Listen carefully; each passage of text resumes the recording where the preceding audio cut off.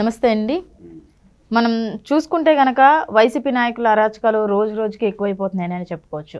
ఎందుకంటే ఎంత పెద్ద నేరాలు చేసినా వాళ్ళందరి మీద కేసులు పెట్టడం మానేసి ఏం చేసినా చేయకపోయినా సరే మరి భయంతోనో ఇంకేమైనా అనుకోవాలో తెలియట్లేదు. కానీ టీడీపీ నాయకుల మీద మాత్రం చాలా కేసులు పెట్టడం అయితే జరుగుతుంది. ఇప్పుడు రీసెంట్గా చూసుకుంటే అప్పుడెప్పుడో గత ఏడాది ఆగస్టు 4న జరిగిన పొంగునూరులో జరిగిన అల్లర్లకు ఇప్పుడు రౌడీ షీట్ ఓపెన్ చేశారు టీడీపీ నాయకుల మీద. అది కూడా డిఎస్పీ గారిని అడిగితేనేమో నాకేం తెలియదు ఈ కేసు గురించి అని అడుగుతున్నారు. ఇలా అయితే ఆయన చెప్పడం జరుగుతుంది. అసలు దీని గురించి ఏమంటారు మీరు? ఇప్పుడు వినాశకాలే విపరీత బుద్ధి అని అంటారమ్మా. మనం పోయే కాలం సంభవించినప్పుడు ఇటువంటి ఆలోచనలన్నీ వస్తాయి. రాష్ట్రంలో జగన్మోహన్ రెడ్డికి లైఫ్ అండ్ డెత్ సమస్యగా తయారైంది రాబోయే ఎలక్షను. సో రేపు ఎలక్షన్లో ఏవైనా చేసి నేను గెలవాలా అన్నటువంటి ఆకాంక్షతో అతను ఉన్నాడు. కానీ ప్రజలు ఈ ప్రభుత్వాన్ని ఎప్పుడెప్పుడు గద్దె దింపాలా అని చెప్పి ప్రజలు ఎదురు చూస్తున్నారు. ప్రజల్లో ఒక భయానకమైనటువంటి దాన్ని సృష్టించాలంటే ఏం చేయాలా? ప్రతిపక్ష కార్యకర్తలు గ్రామాల్లో పనిచేయకుండా ఉండాలా, పోలింగ్ బూతుల్లో ఉండకుండా చెయ్యాలంటే మెయిన్ కార్యకర్తలందరి మీద రౌడీ షీట్లు ఓపెన్ చేసి వాళ్ళని గ్రామాలకి దూరం చేయాలి. ఒకవేళ రౌడీ షీట్ ఉందనుకో వాళ్ళు ఏం చేస్తారంటే మనకి పోలింగ్ 48 గంటల ముందు పోలీస్ స్టేషన్లో బందీ ఖైదు చేసేస్తారు. ఆ కుట్ర కోణాన్ని తెలుగుదేశం కార్యకర్తలు, జనసేన కార్యకర్తలు, కాంగ్రెస్ కార్యకర్తలు, వామపక్ష కార్యకర్తలు, దేశాన్ని పరిపాలిస్తున్న భారతీయ జనతా పార్టీలు కార్యకర్తలు వీళ్ళందరూ పసిగట్టాల. వీళ్ళందరూ ఏం చేయాలంటే ఇప్పుడు ప్రతి కాన్స్టిట్యున్సీలో ఆ యొక్క ఏ పేర్లు అయితే ఉన్నాయో పార్టీ కార్యకర్తలు ఏ పార్టీకైనా ఉంటారు. యువజన శ్రామిక రైతు పార్టీకే కదా, అన్ని పార్టీలకు కార్యకర్తలు ఉంటారు. ఆ మెయిన్ లిస్ట్ తీసుకొని హైకోర్టులో ఒక ప్రజా ప్రయోజన వ్యాజ్యం కానీ వేసి ప్రొటెక్షన్ తీసుకోవాలన్నమాట. దీనికి ఏం చేస్తున్నారంటే ఈ డిఎస్పీలు వాళ్ళు రాజ్యాంగాన్ని పక్కన పెట్టి, ప్రజాపాలన పక్కన పెట్టి, చట్టాలు పక్కన పెట్టి జగన్మోహన్ రెడ్డి ప్రభుత్వానికి తొత్తులుగా వ్యవహరిస్తున్నారు. ఇది వాళ్ళకి మంచిది కాదు. ముందు ప్రభుత్వ ఉద్యోగులకి ఎందుకు నేను మంచిది కాదంటున్నానంటే రౌడీ షీట్ ఓపెన్ చేయాలంటే కొన్ని లక్షణాలు ఉంటాయి, 2 ఉంటాయి అన్నమాట. అవును, అంత ఈజీ కాదు. ఏదైనా ఒక నేరం చేసి ప్రూవ్ అయితే అదే విధంగా మళ్ళీ ప్రవర్తిస్తే రౌడీ షీట్ ఓపెన్ చేస్తారు. రౌడీ షీట్ అంటే ఏదైనా మర్డర్ చేసి, ఎవరినైనా చంపేసి, లేదంటే పబ్లిక్ ప్రాపర్టీస్ని డెమాలిషన్ చేసి పదే అల్లర్లకు పాల్పడుతుంటే, ఏదన్నా ఒక కేసులో వాళ్ళకి శిక్ష పడితే, కాబట్టి అటువంటి వాళ్ళ మీద రౌడీ షీట్ ఓపెన్ చేస్తారు. ఏ నార్మల్కి అంటే ధర్నాలు చేసిన దానికి లేకపోతే ఏదన్నా చేసిన దానికి రౌడీ షీటు ఓపెన్ చేయడానికి ఉండదన్నమాట. ఇవన్నీ చట్టాలన్నీ చట్టబద్ధ పాలన, రూల్ ఆఫ్ లా అనేది లేకుండా అంతా నా ఇష్టం, నా ఇష్టారాజ్యంగా జగన్మోహన్ రెడ్డి ఏం చేస్తున్నాడంటే అతను ఎలక్షన్లో గెలవటం కోసం ప్రతిపక్ష పార్టీ నాయకుల మీద, కార్యకర్తల మీద అన్ని నియోజకవర్గాల్లో 175 నియోజకవర్గాల్లో ఈ రౌడీ షీట్లు ఓపెన్ చేస్తున్నారు. దీనికి ఎవరు ఓపెన్ చేస్తారు? ఎస్ఐ ఒక ఫైల్ పెడతాడు. అక్కడి నుంచి ఏం చేస్తారంటే డిఎస్పీకి పోద్ది.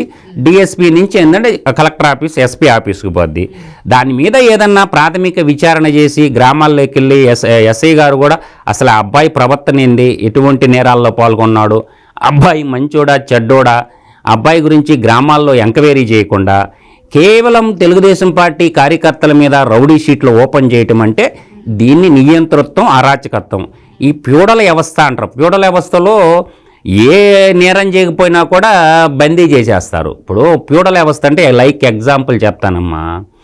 ఆ రోజుల్లో భక్త రామదాసు ప్రజల దగ్గర పన్నుల రూపంలో కట్టినోడితో రాముల వారి గుడి కట్టాడు భద్రాచలంలో.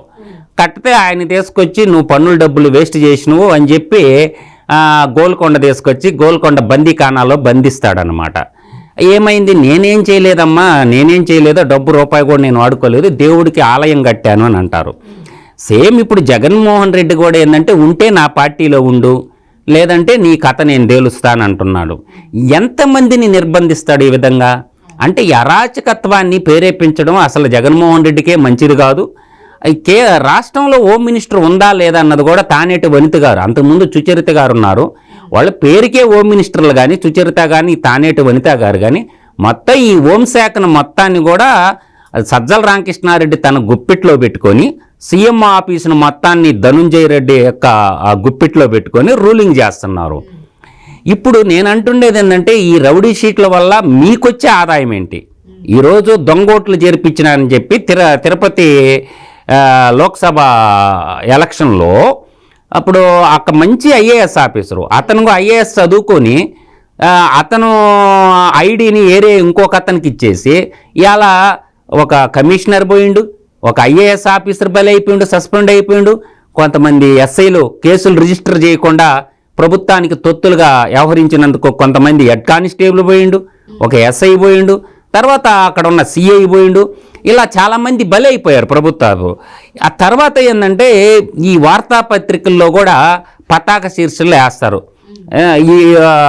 ఈ అప్పుడు వాళ్ళ స్కూళ్ళల్లో వాళ్ళ పిల్లలు చదువుతూ ఉంటారు కదా, ఈ డిఎస్పి పిల్లలు, ఈ ఎస్ఐ పిల్లలు, ప్రభుత్వ అధికారి ఎవరైనా సరే వాళ్ళ పిల్లలు చదువుకుంటూ ఉంటారు కదా, వాళ్ళకి ఇలువేముంటుంది? ప్రజాస్వామ్యంలో ఒకే ప్రభుత్వము ఉంటుంది అనుకోవటం భ్రమ.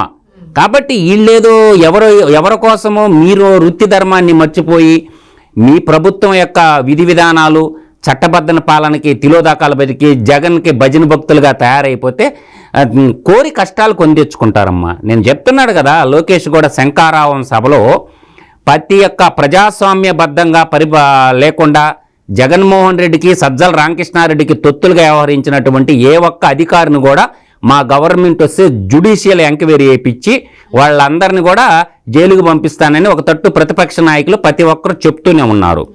దేశంలో ఇప్పుడు Bharatiya Janata party, Janasena party, Telugu Desam party అందరు కలిసి ఒక అలయన్స్గా ఏర్పడి జగన్మోహన్ రెడ్డిని గద్దె దింపాలన్న ఉద్దేశంతో కృతనిశ్చయంతో ఉన్నారు. ఒకవైపు ఉద్యోగస్తులు, ఒకవైపు నిరుద్యోగులు, మరోవైపు ఆశా వర్కర్లు, ఒక అంగన్వాడీ టీచర్లు, అంగన్వాడీ హెల్పర్లు, సకల జనులు జగన్మోహన్ రెడ్డిని కిందకి దింపటానికి సంసిద్ధంగా ఉన్నారు. ఆయన సిద్ధం అన్నాడు, మేము సంసిద్ధం, పెట్టు ఎలక్షన్ అంటున్నారు.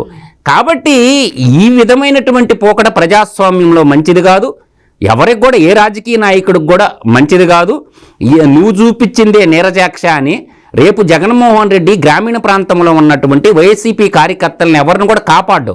అతను ఓడిపోయిన తర్వాత ఆయన ఎక్కడ ఉంటాడో కూడా ఎవ్వరికి తెలియదు.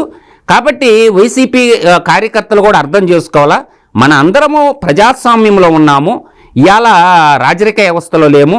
ఇవాళ మీకు అధికారంగా ఉందని చెప్పి ప్రజల్ని ఇబ్బంది పెట్టి ప్రతిపక్ష నాయకులను కానీ ఇబ్బంది పెడితే రానున్నటువంటి ఏదన్నా ప్రభుత్వం మారిపోయిందనుకో, ఆ రోజు మీరు కూడా గ్రామాలను వదిలిపెట్టిపోవాల్సింది. సేమ్ మీ మీద కూడా రౌడీ షీట్లు. ఇలా ఒకరి మీద ఒకరు కక్షా కార్పణ్యాలతోటే రాజ్యాన్ని బతుకుదామా? మనం అందరం మనుషులము, ప్రజాస్వామ్యంలో బతుకుతున్నాం. కాబట్టి మీకు అవకాశం వచ్చినప్పుడు మీరు గ్రామాల అభివృద్ధి చేయాలా, వాళ్ళకు అవకాశం వచ్చినప్పుడు వాళ్ళు గ్రామాల అభివృద్ధి చేసుకొని తర్వాత ఏంటంటే అందరూ యునైటెడ్గా ఉండి ప్రజల అభివృద్ధి, రాష్ట్ర అభివృద్ధి అనేది చూసుకోవాలి. కానీ ప్రజాస్వామ్యంలో ఈర్ష్య, దేశం, పగ, ప్రతీకారాలు అనేవి మీకేమవుతుందంటే రక్తపు ఏరులు పారిస్తుంది అనమాట. మీకు ఎందుకు చెప్తున్నానంటే, మీకు పల్నాడు ప్రాంతంలో ఒక యుద్ధం బాగా జరిగిందమ్మా, అన్నదమ్ములే. ఇప్పుడు నలగామరాజు గురిజాల, తర్వాత నీకు మాచర్ల వచ్చి మలిదేవరాజు. అప్పుడు ఏం చేశారంటే అన్నదమ్ములు ఇద్దరే తగాదా పెట్టుకుంటే మనకేం జరిగింది, పల్నాడులో మన కాకతీయ సామ్రాజ్యం రాజులు వచ్చి 3 రాజ్యాలు వచ్చి గురిజాల వాళ్ళకి మద్దతు పలకడం. అప్పుడు హోమ్ మినిస్టర్గా నాయకురాలు నాగమ్మ ఉన్నది, ఇది నలగామరాజుకి. అటుపక్క వచ్చేసరికి మలిదేవ మహారాజు కిందకు వచ్చేసరికి బ్రహ్మనాయుడు నిండు మహామంత్రిగా. బ్రహ్మనాయుడికి ఈ కళ్యాణ్ చక్రవర్తులు వాళ్ళు వచ్చారు. వీళ్ళిద్దరూ కొట్టుకోవటం వల్ల ఏం జరిగింది, నాగులేట్లో రక్తపు ఏర్లు బారి చివరికి మొత్తం చచ్చిపోయినారు. రాజ్యం వినాశనం అయిపోయింది, కుప్పగూలిపోయింది. పల్నాటి చరిత్రే మనకి యుద్ధం చేసుకుంటే ఏమొస్తుందని చెప్తే మనుషులు చచ్చిపోతారు, రాజ్యాలు కుప్పగూలిపోతాయి. తద్వారా ఏంటంటే ఈ ప్రజాస్వామ్యంలో రక్తం అనేది కరెక్ట్ కాదు. ప్రజాస్వామ్యం అనేది స్వేచ్ఛగా ఎవరి ఓటు వాళ్ళు బూతుకు పోయి వేసుకోగలిగేటటువంటి అవకాశం ఉన్నప్పుడు ఇటువంటి ప్రజాస్వామ్యాన్ని కాపాడాల్సిన బాధ్యత అందరి మీద ఉంది. కేవలం జగన్మోహన్ రెడ్డి తనకు ముఖ్యమంత్రి పదవి ఉంటే ఈడీ సిబిఐ కేసుల నుంచి తప్పించుకోవచ్చు అని ఆయన అనుకుంటున్నాడు. కానీ ఈడీ సిబిఐ కేసులు జగన్మోహన్ రెడ్డిని బతికున్నంతకాలం వెంటాడతాయి. కాబట్టి అతను ఓడిపోతే మాత్రం అతనికి ఇప్పుడు మనం సింపుల్గా చెప్తున్నాం తల్లి, జగన్మోహన్ రెడ్డి చేసినటువంటి ఇటువంటి ఈడీ సిబిఐ కేసుల్లో నుంచి అతను తప్పించుకోలేడు. కాలాతీతం జరిగితే జరుగుండొచ్చు, కానీ ఏదో ఒక రోజు జగన్మోహన్ రెడ్డికి ఆ కేసుల్లో ఉచ్చు బిగియటం ఖాయం, అతను మళ్ళీ జైలుకి వెళ్ళటం ఖాయం. కాబట్టి జగన్మోహన్ రెడ్డి కేవలం రాజకీయం తన స్వార్థం కోసం చేస్తున్నాడే తప్ప ప్రజల సంక్షేమం కోసం కానే కాదు, నేను ఫైనల్గా చెప్పగలను. అందుచేత వైసీపీ కార్యకర్తలు కూడా, వైసీపీలో ప్రజెంట్ ఉన్న ఎమ్మెల్యేలు కూడా ఆలోచించుకోండి. మీకు పిల్లలు ఉన్నారు, మీకు అందరున్నారు, ప్రతీకారం మంచిది కాదు. ఎవరో ఒకడు నువ్వు పిల్లినైనా రోజు గదిలో పెట్టి కొడుతుంటే తిరగబడద్ది, ఎవడో ఒకడు తిరగబడితే మీ కుటుంబాలకు కూడా ప్రమాదం పొంచి ఉంటుంది.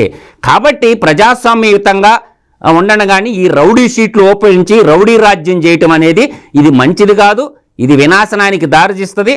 కాబట్టి ప్రతి ఒక్క 175 నియోజకవర్గాల్లో ఉన్నటువంటి ఎమ్మెల్యేలు, తర్వాత 25 మంది ఎంపీలు ఇమ్మీడియట్గా హైకోర్టుని ఆశ్రయించి వాళ్ళ కార్యకర్తల మీద ఇలా జరుగుతుంది కాబట్టి ప్రతి ఒక్కరూ కూడా, అందరూ ప్రజాప్రతినిధులు, ప్రతిపక్ష పార్టీ వాళ్ళు హైకోర్టుని ఆశ్రయించి హైకోర్టు నుంచి ఒక ఆర్డర్ తెచ్చుకోవాలా, సంబంధించిన అధికారుల్ని కోర్టు మెట్లెక్కించి జైలుకు పంపించాల్సిన ఆవశ్యకత ఉంది. తక్షణం 175 నియోజకవర్గాల్లో ఉన్న ప్రతిపక్ష పార్టీ నియోజకవర్గ ఎమ్మెల్యేలందరూ హైకోర్టులో పిల్లేసి ప్రజాస్వామ్యాన్ని పరిరక్షించండి. స్వేచ్ఛాయుత వాతావరణంలో ఎలక్షన్ జరగాల. తర్వాత ఆంధ్రప్రదేశ్లో ప్రజా తీర్పు రావాలంటే ఆంధ్రప్రదేశ్లో ఓటున్నటువంటి ప్రతి పౌరుడు ఓటు హక్కు వినియోగించుకోమని చేతులు జోడించి అందరినీ ఏడుకుంటున్నాను. రాబోయే ఎలక్షను చాలా కీలకమైంది కాబట్టి ఓటున్న ప్రతి పౌరుడు కూడా వాళ్ళ ఓటు హక్కు, ప్రపంచంలో ఎక్కడున్నా కూడా అంటే ఉపాధి కోసం వలసెళ్ళిపోతారు కాబట్టి ప్రతి ఒక్కరూ మీ బాధ్యతగా వచ్చి ప్రజాస్వామ్యాన్ని రక్షించండి. మీ ఓటు వేసి ప్రజాస్వామ్యాన్ని కాపాడవలసిందిగా ఆంధ్రప్రదేశ్ ఓటర్లందరికీ నేను విజ్ఞప్తి చేస్తున్నాను.